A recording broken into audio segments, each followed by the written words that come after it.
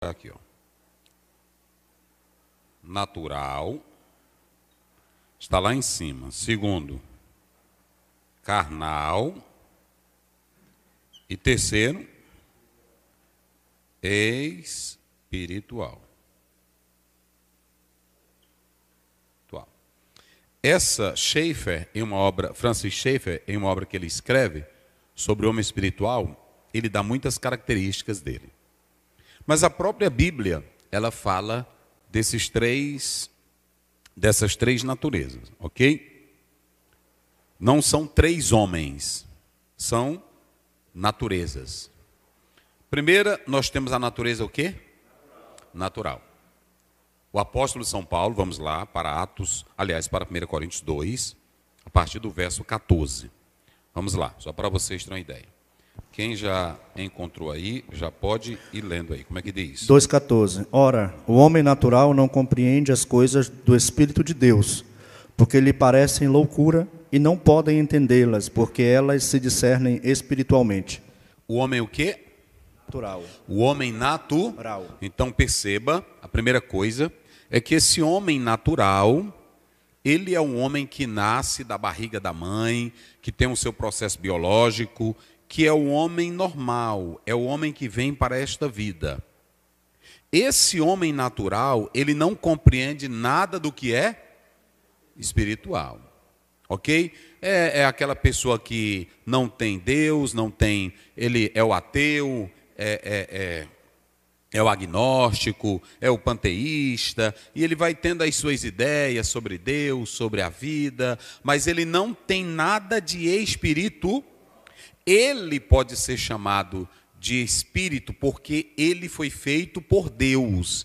E ele tem tanto a parte material como a parte espiritual. Por isso que ele é chamado de espírito, não no sentido de que ele tenha comunhão com Deus, mas que ele tem o sopro de Deus nas suas narinas. Gênesis 2,7, não é isso? Soprou em suas narinas o fôlego. Esse homem natural, ele não entende nada do que é espiritual. É nesse nível aqui que estava Nicodemos. Vamos lá para João 3,3, depois 3,5. Vamos lá, rapidinho. Leia aí. João 3,3. E Jesus respondeu e disse-lhe: na verdade, eu te digo que aquele que não nascer de novo não pode ver o reino de Deus. 3,5. Isso. Jesus respondeu: na verdade, eu te digo que aquele que não nascer da água e do Espírito não pode entrar no reino de Deus. Pronto, Nicodemos aí estava como? Um homem natural. Me veja aí Mateus 18,3. E aí depois 1 Coríntios 3 primeiro. Vamos lá, rapidinho. Hoje nós vamos aqui vagarosamente para a gente chegar aqui nesse estado. Vamos lá. Mateus 18,3. Isso. E disse: em verdade vos digo que se não vos converterdes e não vos fizerdes como crianças, Sim, de modo algum entrareis no reino dos céus. Essa criança, Jesus não estava tratando aí sobre a questão da natureza pecaminosa da criança. Ele estava tratando da simplicidade, que a criança não tem discernimento, não tem compreensão. Então tudo para uma criança é natural, é simples. Porque ela está pedagogicamente em um processo de desenvolvimento. Vocês entenderam? Inclusive, Jesus Cristo, quando vem para esse cenário, ele vai ter um desenvolvimento natural, que vai envolver as três fases. Vamos lá para Lucas 2,52. É porque a gente vai mexendo e o Espírito Santo vai botando e eu vou lembrando. Eu não anotei isso aí. Vai. Isso. E crescia Jesus em sabedoria. Primeiro ele crescia em sabedoria, estatura e graça para com Deus e os homens. Aí ele tem 3 níveis de crescimento, não é isso? E aí você vê que ele crescia fisicamente, não era assim? E ele crescia na graça diante de Deus para com os homens. Note que Nicodemos é natural. O ser humano, quando ele cresce, quando ele vem para esta vida, ele é um ser simplesmente o quê? Natural, despido de qualquer mistério. Inclusive, a própria vida filosófica e sociológica, quando você vai lá para os primórdios da filosofia, você tem a questão que era explicada como uma resposta para o anseio da vida humana, o que era chamado de mito. Mito fábula, mito verdade, que são dois tipos, que eles diziam que eram narrativas para explicar a esse homem natural como se deu o desenvolvimento da vida, do mundo. Vou dar um exemplo do mito fábula. O mito fábula está chovendo porque o deus grego está mandando chuva. Esse carrinho anda porque a fada está empurrando ele. Mito fábula. Como o homem não tinha, eles diziam isso, como o homem não tinha tanta inteligência, a primeira narrativa mitológica, fábula, ela foi necessária. Mas aí vem um mito ciência, um mito verdade. Aí já se diz que esse mito, ele servia para dar algumas respostas para o anseio do ser humano. É nessa perspectiva que um teólogo denominado Rudolfo Bultmann, ele diz que há coisas na Bíblia que precisam ser desmistificadas, desmitologizadas, para trazer uma nova linguagem para o mundo científico. Olha aí a ideia. Ou seja, aí eles vão dizer que Gênesis 1 até o 10 é mitológico, que aí eles vão inventar e seguir alguns mitos da lenda babilônica, que eu não vou tratá-los aqui. Só que o Deus que criou Adão, ele não criou um Adão bobinho, um Adão que a fada ia dizer para ele. Deus criou um homem inteligente, Deus criou um homem já formado, como também uma mulher formada. É tão tal que a mulher era tão formada que enganou o homem. Não é assim? Então, perceba que Deus não fez ninguém bobinho. Muita gente crê no mito da caverna, crê no homem, como é o nome lá? Do período neolítico, paleolítico, né? Crê no homem da caverna, mas não crê no homem da Bíblia. Vocês já observaram isso? Então, aqui está o homem em um processo natural. Esse homem no processo natural, ele vai sendo criado, como dizia o filósofo. Aqui o homem natural, ele é como uma tábula rasa. Como era o nome dele? John Locke dizia que o homem era uma tábua rasa e ele vai como um papel em branco sendo acrescido a ele, inteligência, conhecimento. Aí você tem um empirismo nesse processo todo. O certo é que o homem natural, ele não tem nenhum conhecimento dos mistérios de Deus. Aí o próprio Jesus disse para Nicodemos, olha, tem que nascer de... Então esse homem aqui, ele é criatura.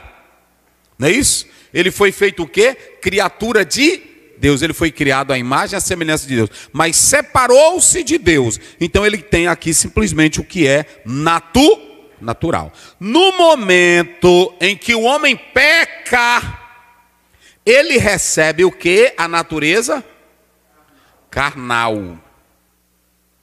Essa natureza carnal, nós temos que analisar ela com muito cuidado. Quando Adão peca, ele recebe aquilo que é a natureza carnal, chamada por nós de pecado original. Então, quando o homem desobedece a Deus, Deus o havia feito na pureza, Deus o havia feito em um estado perfeito, ele desobedece a Deus e entra para esse segundo estágio, que é o carnal. Só que ele recebe essa natureza carnal e ele tem esse ato de potencialidade dentro de si. Porque é muito importante a gente olhar para o lado carnal. Vou fazer uma pergunta aqui, filma aqui a cara deles. É uma aula, todos têm que participar. O homem carnal, vamos analisar, ele tem uma natureza decaída, não é isso? Ele tem a natureza decaída. Charles Finney, ele diz uma coisa interessante, ele é carnal. Mas tem homem carnal que é um bom pai? Tem homem carnal que é um bom esposo? Tem homem carnal que é um bom marido? Tem homem carnal que tem caráter? Ele tem caráter, ou sim ou não? Então, quando ele está nesse nível que eu estou falando, ele é um homem carnal, mas é um homem que tem moral, é um homem que tem respeito, é um homem que tem princípios. Ele tem a natureza carnal dentro de si, mas ele não adultera, ele sabe que adulterar é pecado, ele sabe que mentir é errado. Então, por que ele faz isso? Porque ele tem dentro de si esse sopro de Deus. Ainda que ele não seja crente... Rapaz, eu quero explicar tudinho hoje para vocês. Ainda que ele não seja crente, mas ele tem os princípios bons. Por quê? Porque foram soprados por quem? Por Deus. Ele pode ter uma perfeição, só que essa perfeição dele é mantida pelo caráter dele, pelo esforço dele, pela tradição e pela boa construção familiar. Não é assim?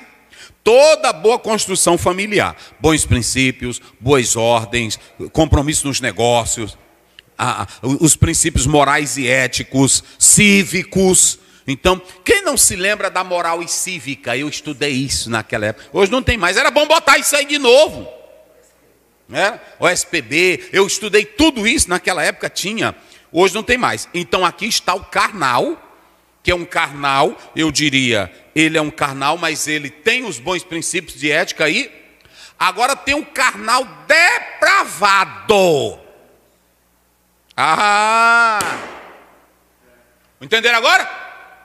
3 homens, aliás, 3 naturezas, vamos lá? Natural, carnal e espiritual. Prestem bem atenção. O natural é aquele que não tem nada dos mistérios de Deus.